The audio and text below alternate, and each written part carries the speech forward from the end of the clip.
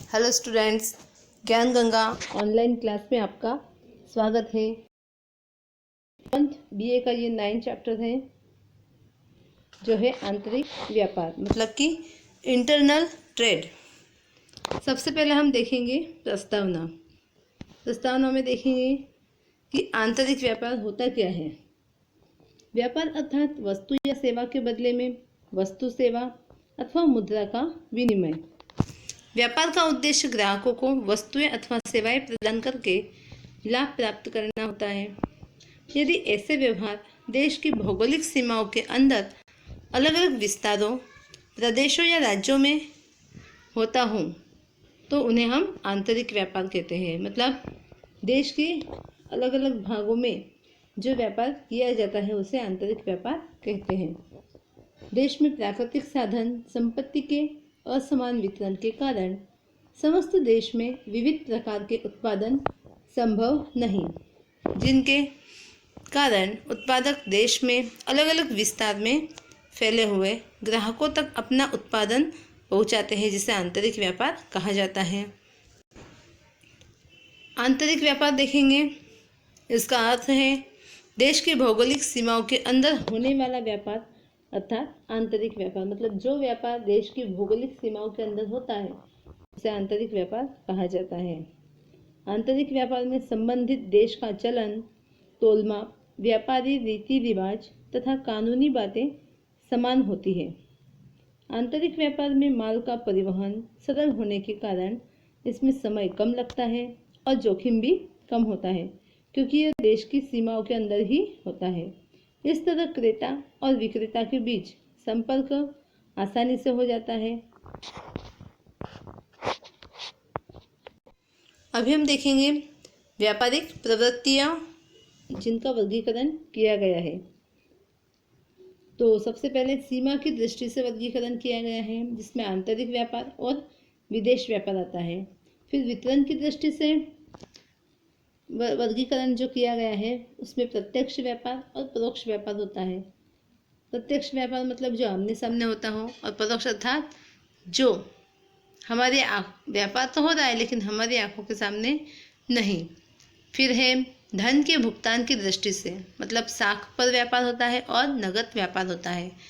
Next है माल की रवानगी की दृष्टि से, मतलब जो स्टॉक प्रेजेंट में है उसका व्यापार और वायदे का व्यापार।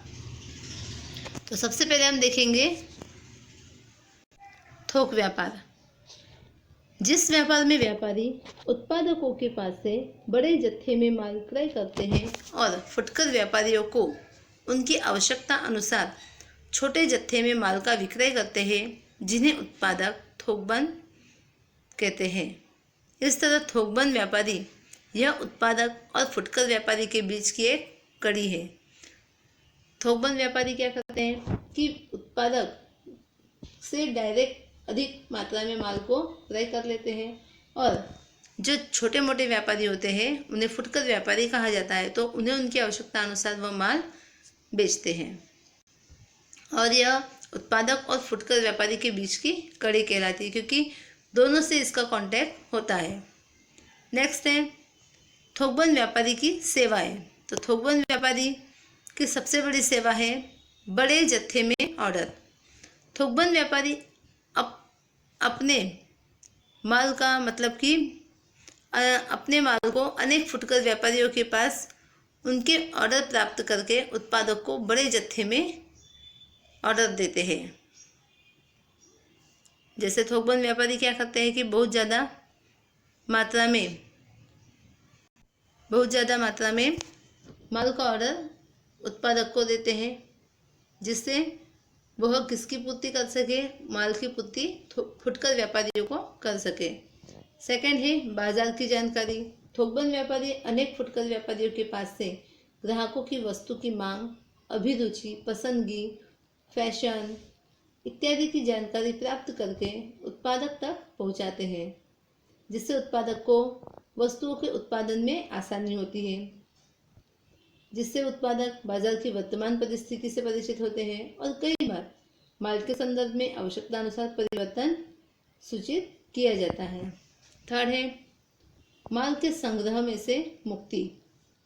थोकबंद व्यापारी उत्पादक से बड़े जत्थे में माल को अपने पास क्रय करके रख लेते हैं और अपने गोदाम में उस माल को सुरक्षित रख लिया जाता है, इसलिए उत्पादक को माल को स्टॉक करके रखने की ज़रूरत भी नहीं पड़ती है।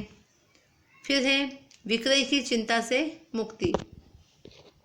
थोकबंद व्यापारी उत्पादक के पास से बड़े जत्थे में माल क्रय करते हैं, जिससे उत्पादक को छोटे जत्थे में माल के विक्रय में से मुक्ति मिल जाती है। नेक्स्ट है पूंजी की छूट। थोकबंद व्यापारी उत्पादक के पास से खरीदी करने से पहले कई बार अग्रिम भुगतान करते हैं, जिससे उत्पादक को पूंजी की छूट मिल जाती है। मतलब थोकबंद व्यापारी बहुत ज़्यादा प्रमाण में उत्पादक से माल को क्रय करते हैं, इसके लिए वो क्या करते हैं, अग्रिम भुगतान कर देते हैं, जिससे जो उत्पादक होते हैं उनको भी पूंजी प्राप्त हो जाती है। नेक्स्ट है जोखिम से मुक्ति। थोकबंद व्यापारी उत्पादक के पास से माल की खरीदी करके गोदाम में संग्रह करते हैं, जिससे माल में कमी, माल का अपव्यय अथवा खराब होना या माल का नुकसान इत्यादि जोखिम में से उसे मुक्ति मिल जाती है। अभी हम देखेंगे थोकबंद व्यापारी के फुटकर व्यापारियों को सेवाएं। फर्स्ट है आवश्यकता अनुसार माल। थोकबंद व्यापारी फुटकर व्यापारी को जब आवश्यकता पड़ती है तब पर्याप्त जत्थे में माल उपलब्ध करते हैं, जिससे फुटकर व्यापारी को माल का संग्रह नहीं करना पड़ता है। सेकंड है साख पर माल। थोकबंद व्यापारी फुटकर व्यापारी को साख पर माल का विक्रय करते हैं, जिससे वे कम पूंजी से अधिक व्यापार कर सकते हैं। अब साख पर मतलब कि साख पर माल मतलब एक प्रकार से ख्याति होती है, नाम होता है, जिसके आधार पर माल को दिया जाता है। थर्ड है विज्ञापन खर्च में कमी। थोकबंद व्यापारी द्वारा किए गए विज्ञापन और विक्रय वृद्धि के प्रयासों का लाभ फुटकर व्यापारी को मिलता है, इसलिए फुटकर व्यापारी के विज्ञापन खर्च में कमी आती है। फिर है शिकायतों का निवारण। फुटकर व्यापारी ग्राहकों के पास से प्राप्त शिकायतों को थोकबंद व्यापारी के माध्यम से उत्पादक तक पहुंचाकर उनका शीघ्र निराकरण अथवा हल करने में मददरूप होते हैं। भाई उत्पादक जो है वह डायरेक्टली ग्राहकों से नहीं मिल सकता है, इसीलिए वह फुटकर व्यापारी के ज़रिए वस्तु की जो भी जानकारी है उसे प्राप्त कर लेते हैं। नेक्स्ट है जोखिम से मुक्ति। थोकबंद व्यापारी माल का संग्रह करते हैं, जिससे माल में कमी, माल का अपव्यय अथवा खराब होना, माल का नुकसान, मूल्य में कमी वृद्धि जैसी जोखिमों में से फुटकर व्यापारी को मुक्ति देते हैं। नेक्स्ट है मार्गदर्शन। थोकबंद व्यापारी अपने ज्ञान और अनुभव का लाभ फुटकर व्यापारी को देते हैं, विशेष करके माल का मूल्य, उनका उपयोग और विक्रय संबंधी मार्गदर्शन देते हैं। अब हम देखेंगे फुटकर व्यापार किसे कहते हैं। ऐसा व्यापार जिसमें थोकबंद व्यापारी या उत्पादक के पास से अथवा बड़े जत्थे में माल क्रय करके ग्राहकों को आवश्यकता के अनुरूप माल का विक्रय करते हैं, जिसे फुटकर व्यापार कहा जाता है। फुटकर व्यापारी ग्राहकों के साथ प्रत्यक्ष संपर्क में रहने से उनकी आवश्यकताओं को समझते हैं, जिसके परिणाम स्वरूप ये ग्राहकों को उत्तम सेवाएं देने का प्रयास करते हैं। इस तरह फुटकर व्यापारी माल वितरण के मार्ग में थोकबंद व्यापारी और ग्राहकों के मध्य कड़ी के समान है। सेकंड है, अभी हम देखेंगे फुटकर व्यापारी की सेवाएं। तो फुटकर व्यापारी के थोकबंद व्यापारी और उत्पादक को कौन सी सेवाएं प्राप्त होती है वह हम देखेंगे। फर्स्ट है बाजार के बारे में जानकारी। फुटकर व्यापारी ग्राहकों के साथ प्रत्यक्ष संपर्क में रहते हैं, ये सभी जान चुके हैं। ग्राहकों की वस्तु की मांग, अभिरुचि, उनकी पसंदगी के बारे में समझते हैं, जिससे यह जानकारी थोकबंद व्यापारी के माध्यम से उत्पादकों तक पहुंचाते हैं। नेक्स्ट विज्ञापन में मदद। फुटकर व्यापारी उत्पादक तथा थोकबंद व्यापारी के बोर्ड, चौपानियाँ, नमूने आदि अपनी दुकान पर लगाकर उनका विज्ञापन करते हैं। कई बार आपने अक्सर देखा होगा दुकानों पर स्टिकर लगे होते हैं या बैनर लगे होते हैं, तो ये इस तरीके से वो विज्ञापन कर देते हैं। थर्ड है साख में वृद्धि। फुटकर व्यापारी उच्च गुणवत्ता वाली और उचित मूल्य पर उपलब्ध करने वाली थोकबंद व्यापारी या उत्पादकों से माल क्रय करके ग्राहकों को विक्रय करते हैं। तो ये हुई सारी सेवाएं फुटकर व्यापारी की। अब हम देखते हैं इनके लाभ क्या है। तो पहला है पसंदगी के अवसर। फुटकर व्यापार में ग्राहकों की आवश्यकता अनुसार अनेक उत्पादकों की विविध प्रकार की वस्तुएं रखते हैं, जिससे ग्राहकों को वस्तुओं की पसंदगी का अवसर प्राप्त होता है। सेकंड है घर बैठे माल की आपूर्ति। फुटकर व्यापार में ग्राहकों को कई बार आवश्यकता के अनुरूप घर बैठे माल की आपूर्ति की सेवा दे करके उनका समय बचाते हैं।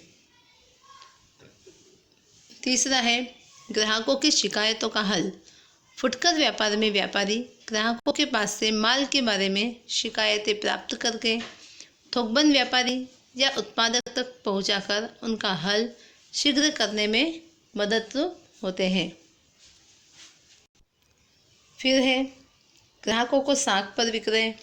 फुटकर व्यापार में व्यापारी ग्राहकों के प्रत्यक्ष संपर्क में रहते हैं, जिससे वे उनकी आर्थिक स्थिति को भी जानते हैं, जिससे ग्राहकों को उनकी आवश्यकता के अनुरूप माल का विक्रय साख पर करते हैं। फिर है विक्रय पश्चात की सेवाएं। फुटकर व्यापार में ग्राहकों को माल के विक्रय पश्चात की सेवाएं जैसे कि मरम्मत, नुकसानी, माल को वापस लेना अथवा माल को बदल देना इत्यादि सेवाएं प्रदान करते हैं। भाई कई बार क्या होता है वस्तुएं खराब हो जाती है तो क्या किया जाता है, फुटकर व्यापारी उसको एक्सचेंज कर देते हैं,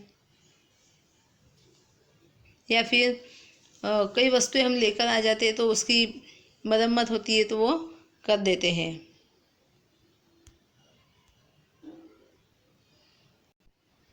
नेक्स्ट है खरीदी के निर्णय में मदद रूप।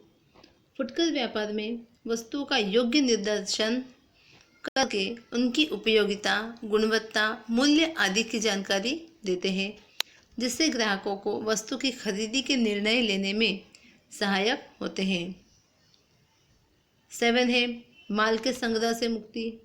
फुटकर व्यापार में ग्राहकों को जब चाहिए तब आवश्यकता अनुसार माल की आपूर्ति करते हैं, जिसके परिणाम स्वरूप ग्राहकों को माल के संग्रह से मुक्ति मिलती है।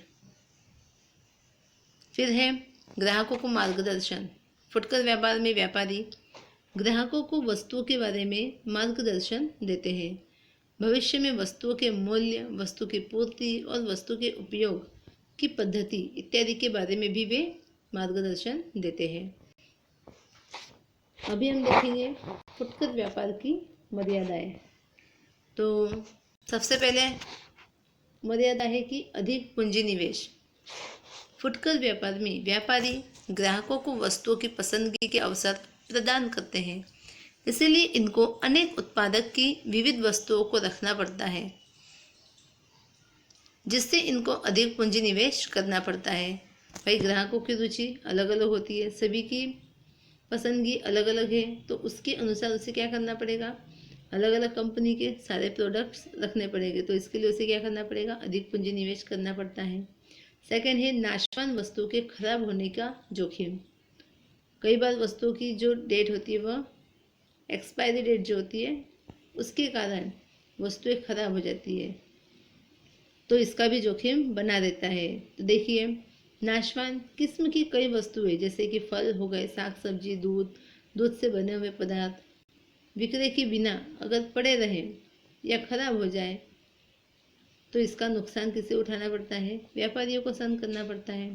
थर्ड है वस्तु के अप्रचलित होने का जोखिम।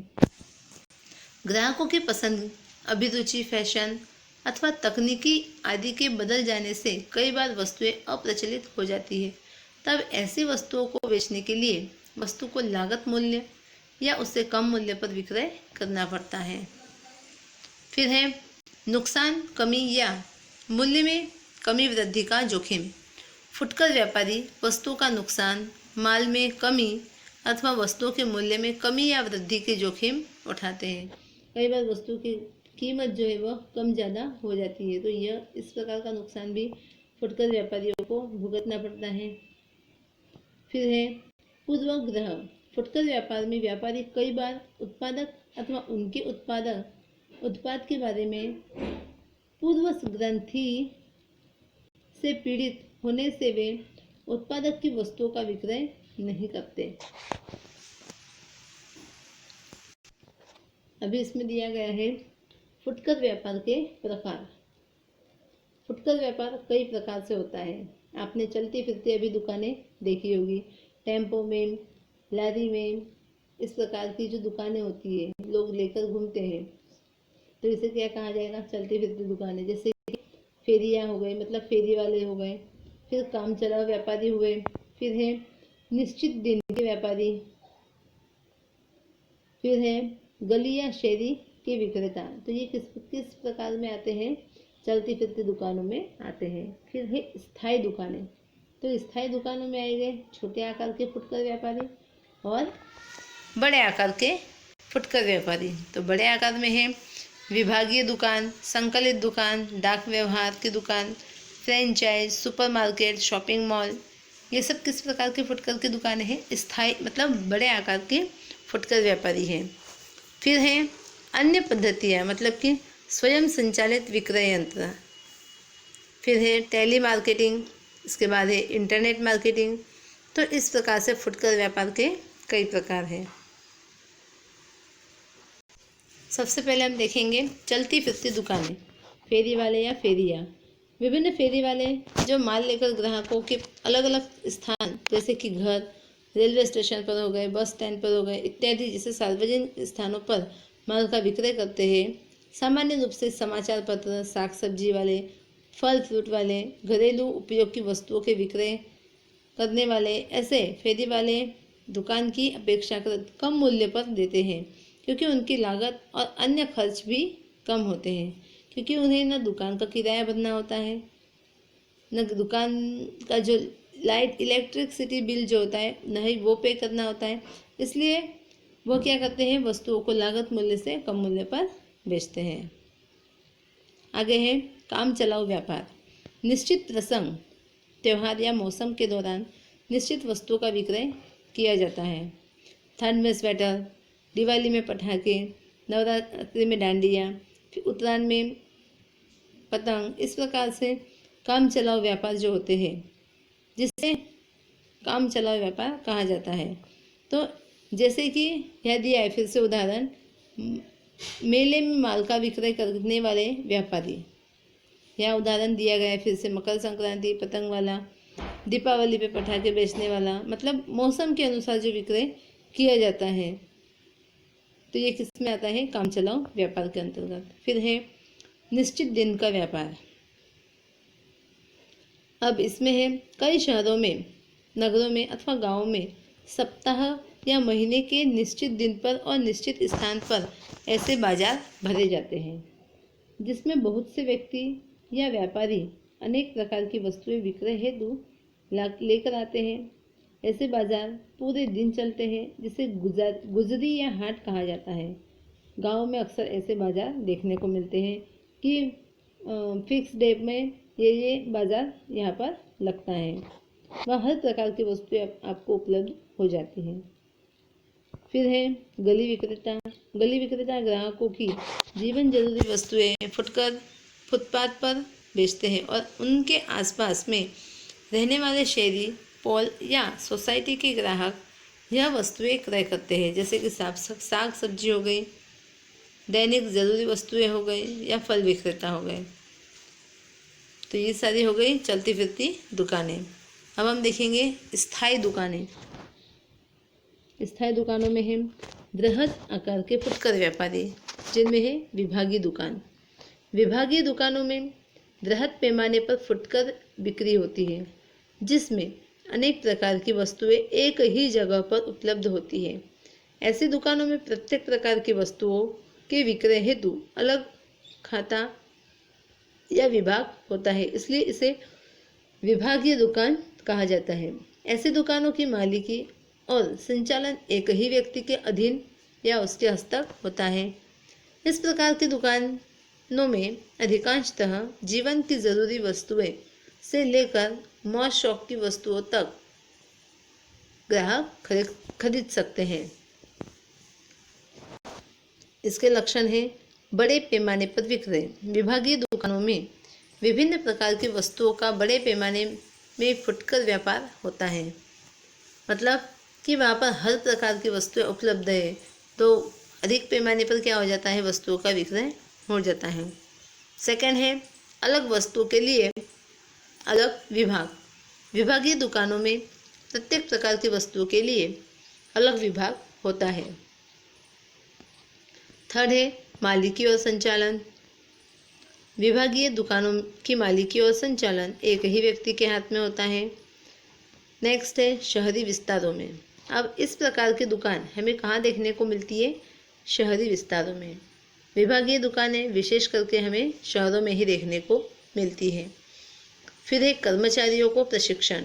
विभागीय दुकानों में कर्मचारियों को ग्राहकों के साथ योग्य व्यवहार और विक्रय वृद्धि के लिए विशिष्ट प्रशिक्षण भी दिया जाता है। नेक्स्ट है अधिक खर्च। विभागीय दुकानों में ढांचागत सुविधाएं देने के लिए और उनकी सुरक्षा में अधिक खर्च होता है। नेक्स्ट है ग्राहकों को सुविधा। विभागीय दुकानों में ग्राहकों के लिए मनोरंजन, रेस्टोरेंट, वाईफाई जैसी सुविधाएं भी उपलब्ध करवाई जाती हैं।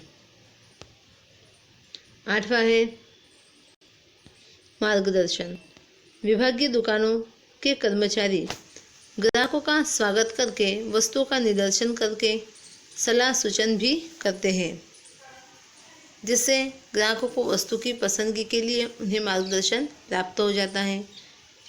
अब हम देखेंगे संकलित दुकानें। संकलित दुकानों में बृहद पैमाने पर फुटकर विक्रय होता है। ऐसी दुकानें एक ही मालिक द्वारा अलग अलग स्थानों पर या शहरों में प्रारंभ की जाती है। ऐसी दुकानों में सामान्यतः जीवन जरूरी एक ही प्रकार की सीमित वस्तु का विक्रय होता है और प्रत्येक दुकान की बाह्य सजावट आवरण एक जैसा ही होता है। नेक्स्ट है अभी हम देखेंगे विभागीय दुकानों के लक्षण। तो इसका है लक्षण पहला, एक ही मालिक। संकलित दुकानों की मालिकी एक ही व्यक्ति की होती है। सेकंड है एक समान सजावट। संकलित दुकानों की बाह्य सजावट जो होती है वह एक समान होती है। फिर तीसरा है कर्मचारियों को प्रशिक्षण।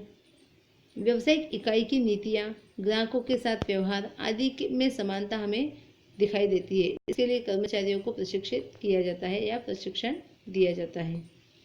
चौथा है केंद्रीय संचालन। संकलित दुकानों का संचालन एक ही स्थान से अर्थात मुख्य कार्यालय से होता है।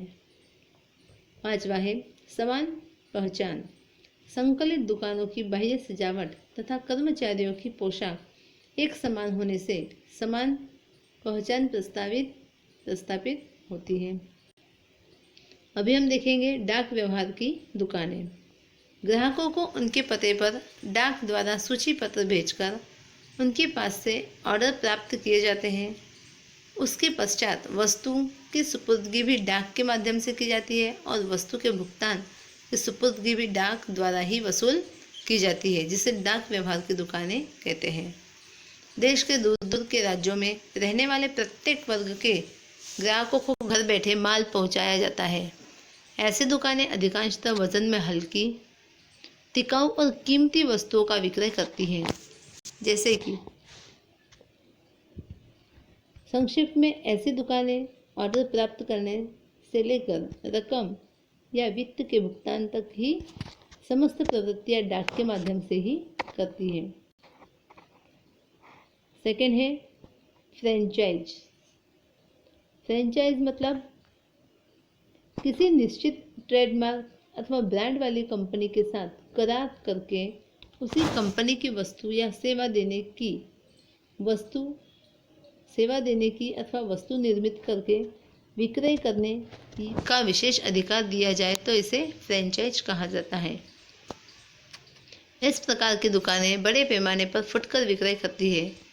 इनकी व्यापार करने की पद्धति, वस्तु की गुणवत्ता, दुकान की सजावट मूल कंपनी जैसी ही होती है। सामान्य रूप से जिन वस्तुओं का उत्पादन करके विक्रय करना हो तो मूल कंपनी कच्चा माल उपलब्ध कराती है। इसके बारे में सतत निरीक्षण करके सुधार लक्षी मार्गदर्शन देती है। मूल कंपनी अपना ट्रेडमार्क अथवा ब्रांड का उपयोग करने की छूट देती है, जिसके बदले में विक्रेता के पास से निश्चित दर से विक्रय पर रॉयल्टी प्राप्त करती है। मूल कंपनी ऐसा अधिकार प्राप्त करने वाली व्यावसायिक इकाई के कर्मचारियों को प्रशिक्षण देती है।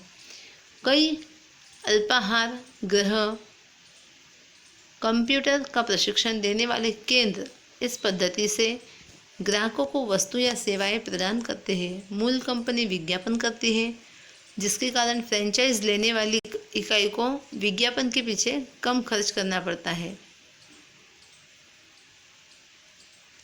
तो फ्रेंचाइज समझ में आ गया आप लोगों को कि जो भी कोई एक निश्चित कंपनी या ब्रांड वाली कंपनी जो है वह अपने ट्रेडमार्क का उपयोग करने के लिए देती है तो इसे क्या कहा जाता है?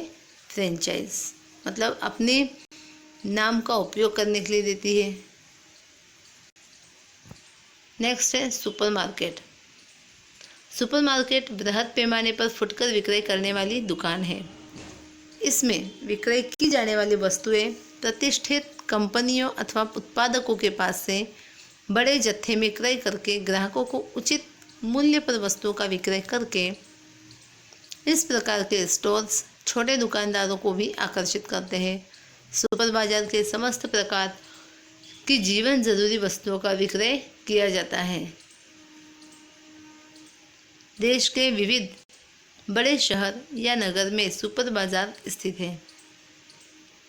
इनका आकार अथवा कद निर्माण की दृष्टि से विशाल होता है। मतलब सुपरमार्केट आपने देखे होंगे कैसे होते हैं, बड़े होते हैं। इसमें हर प्रकार की वस्तुएं हमें प्राप्त हो जाती है।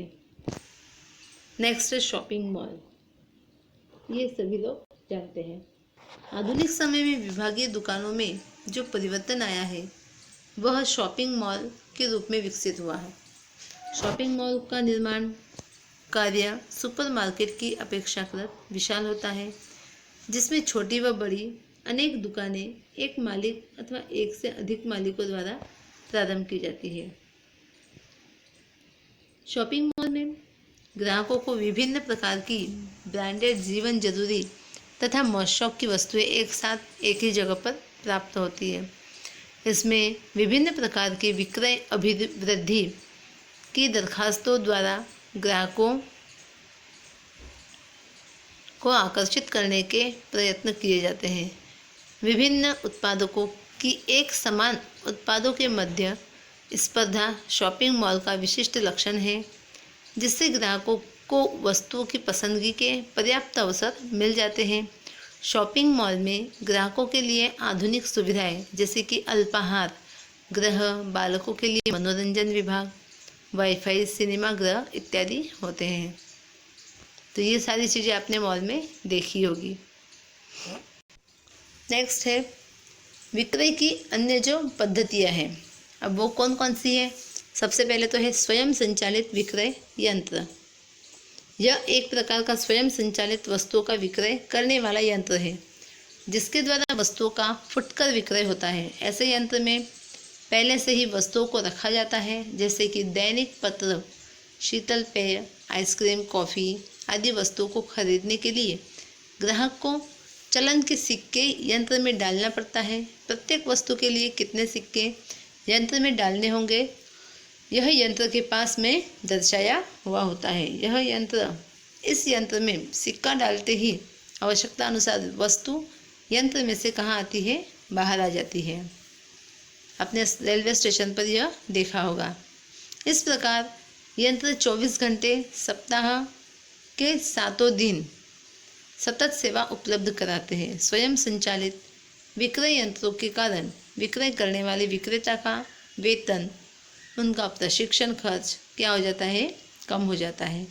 इस प्रकार के यंत्र वर्तमान में शॉपिंग मॉल में देखने को मिलेंगे, हवाई अड्डे पर, रेलवे स्टेशन पर और सार्वजनिक स्थानों पर हमें दिखाई देते हैं। ऐसे यंत्र की खोज ग्रीक अभियंता और गणित शास्त्री अलेक्जेंड्रा हीरो ने की थी।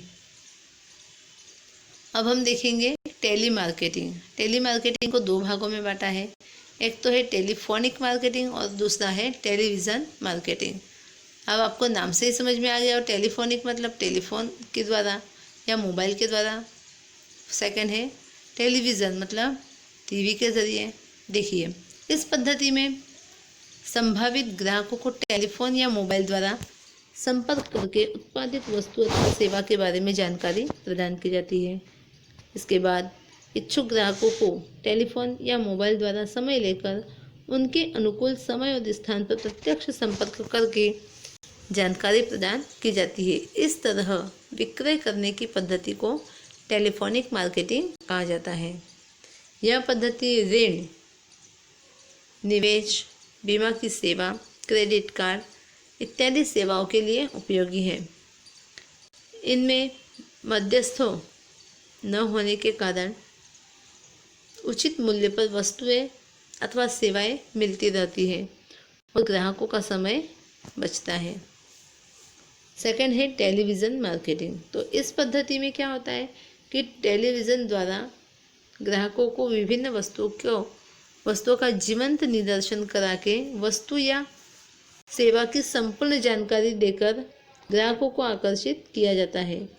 इसके साथ साथ वस्तु अथवा सेवा की खरीदी के लिए ग्राहकों को फ़ोन नंबर अथवा वेबसाइट का नाम दिया जाता है। ग्राहक इसके अनुसार संपर्क करके ऑर्डर दे सकते हैं। ग्राहक के घर पर वस्तु पहुंचाई जाती है। इस पद्धति द्वारा घर में उपयोग की जाने वाली वस्तुएं तथा मौज शौक और सुख सुविधा वाली वस्तुओं की बिक्री की जाती है। ऐसी वस्तुओं के मूल्य का भुगतान दो तरह से किया जाता है, क्रेडिट डेबिट कार्ड द्वारा या फिर जब वस्तु घर पहुंच जाए तब नकद से भुगतान किया जाता है। अभी ऑनलाइन शॉपिंग ज़्यादा चल रही, तो इसके बारे में आप लोग बहुत अच्छे से जानते होंगे। देखिए नेक्स्ट, इंटरनेट मार्केटिंग। उत्पादक अपनी वस्तुओं का विज्ञापन इंटरनेट के पृथक पृथक माध्यम से, जैसे कि ईमेल, पोर्टल, ब्राउज़र के ऊपर रखते हैं। कई बार उनकी स्वयं की वेबसाइट भी होती है, जैसे कि फ्लिपकार्ट, स्नैपडील, amazon.com इत्यादि। ग्राहक ऐसे विज्ञापन देखकर क्या करते हैं, स्पर्धियों की वस्तुओं के साथ क्या करने लगते हैं, तुलना करते हैं, वस्तु के बारे में अपनी पसंदगी करते हैं और इंटरनेट द्वारा ही ऑर्डर देते हैं और इनका भुगतान ऑनलाइन तथा कैश ऑन डिलीवरी से किया जाता है। वर्तमान समय में ग्राहक इंटरनेट के माध्यम की ओर अधिक मुड़े हुए हैं, क्योंकि बीच के मध्यस्थी, शोरूम के खर्च इत्यादि न होने के कारण वस्तुएं स्थानिक बाजार की तुलना में कम मूल्य पर हमें प्राप्त हो जाती है। इसके साथ साथ ग्राहकों को विक्रय के बाद की जो सेवा है वह भी प्राप्त होती है। तो इस प्रकार से यहाँ सभी प्रकार के व्यापार के बारे में हमने जान लिया, मतलब फुटकर व्यापार के जो प्रकार है वह हमने देख लिए। अब हम देखेंगे व्यापार के पारिभाषिक शब्द। Cash on delivery. जब उत्पादक अथवा विक्रयकर्ता ग्राहक को माल की सुपुर्दगी करते हैं तब नगद मतलब कि रकम का भुगतान किया जाए तो उसे कैश ऑन डिलीवरी कहा जाता है। मतलब किसी ने माल का ऑर्डर ऑनलाइन किया है, वस्तु घर पर आ चुकी है, तो जब वस्तु हमें प्राप्त होती है तब पेमेंट किया जाए तो क्या कहा जाएगा, कैश ऑन डिलीवरी। सेकंड है फ्री ऑन बोर्ड। निर्यातकर्ता आयातकर्ता के बंदरगाह तक माल पहुंचाने के लिए जो खर्च चुकाते हैं जिन्हें फ्री ऑन बोर्ड कहा जाता है। अब ये कौन करता है, निर्यातकर्ता। कब करता है? आयातकर्ता के बंदरगाह तक माल पहुंचाने के लिए जो खर्च चुकाया जाता है उसे क्या कहा जाता है? Free on board. थर्ड है माल की लागत, बीमा और लारी भाड़ा। जिस चलन के अंदर माल की लागत, बीमा और वहन खर्च शामिल किया जाए तो उसे CIF मतलब चलन भर्तियाँ कहा जाता है। नेक्स्ट है भूल चूक लेनी देनी। चलन में सामान्यतः क्या हो जाता है? भूल चूक लेनी देनी लिखा जाता है, जिसका अर्थ होता है कि हिसाब में या रकम की गणना में किसी भी प्रकार की भूल हुई हो तो रसीद देने वाले के लिए यह स्वीकार्य बनती है। मतलब रसीद जिसने काट कर दी है उसके लिए जिम्मेदार कौन होगा? जिसने रसीद बनाई है वह। इसलिए उस पर क्या लिख दिया जाता है? भूल चूक लेनी देनी। अब हम देखेंगे कि विभागीय दुकान और संकलित दुकान के बीच क्या अंतर है। तो सबसे पहला अंतर है ग्राहकों की असंख्य वस्तुएं एक ही जगह पर या एक ही स्थान पर प्रदान करता है। कौन? तो बोले विभागीय दुकान। संकलित दुकान में विभिन्न स्थानों पर ग्राहकों के समीप जाकर वस्तुएं प्रदान करता है। सेकंड है विभागीय दुकान में विक्रय करने की जो पद्धति है, माल का विक्रय एक ही स्थान पर अलग अलग विभागों में होता है। संकलित दुकानों में माल का विक्रय विभिन्न स्थानों पर शाखा द्वारा होता है।